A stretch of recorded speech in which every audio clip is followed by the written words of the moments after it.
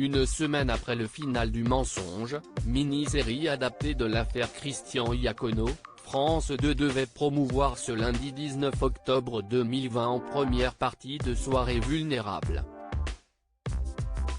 Après l'assassinat vendredi du professeur Samuel Paty, victime d'une attaque terroriste à Conflans-Sainte-Honorine, France 2 diffusera dès 21h05 Les Héritiers, un long métrage qui s'inspire d'une histoire vraie à Créteil, où une enseignante, Ariane Ascaride, décide de faire passer un concours national d'histoire à sa classe de seconde la plus faible.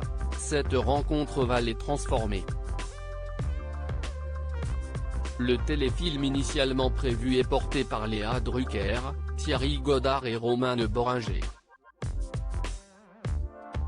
L'histoire est centrée sur Elsa, une éducatrice chargée de l'évaluation des mineurs étrangers isolés.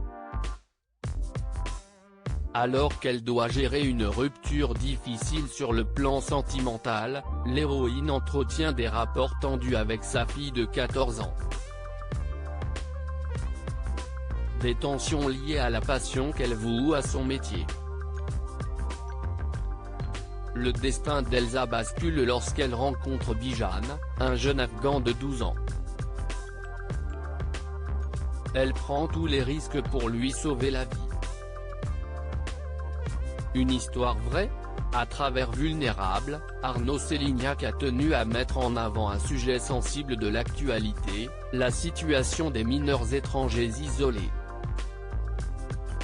La fiction, qui n'est pas adaptée d'une histoire vraie, relate la relation d'une éducatrice, incarnée par Léa Drucker, et d'un jeune Afghan, joué par Ilyas Liouel.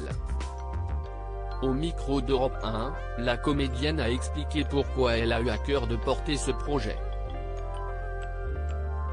Un enjeu pour Léa Drucker. Il y a une rencontre que je trouve très touchante entre Bijan, ce petit garçon, et mon personnage d'Elsa, a confié Léa Drucker, tout en se réjouissant d'avoir pu mettre en lumière le manque d'accompagnement des mineurs étrangers isolés en France.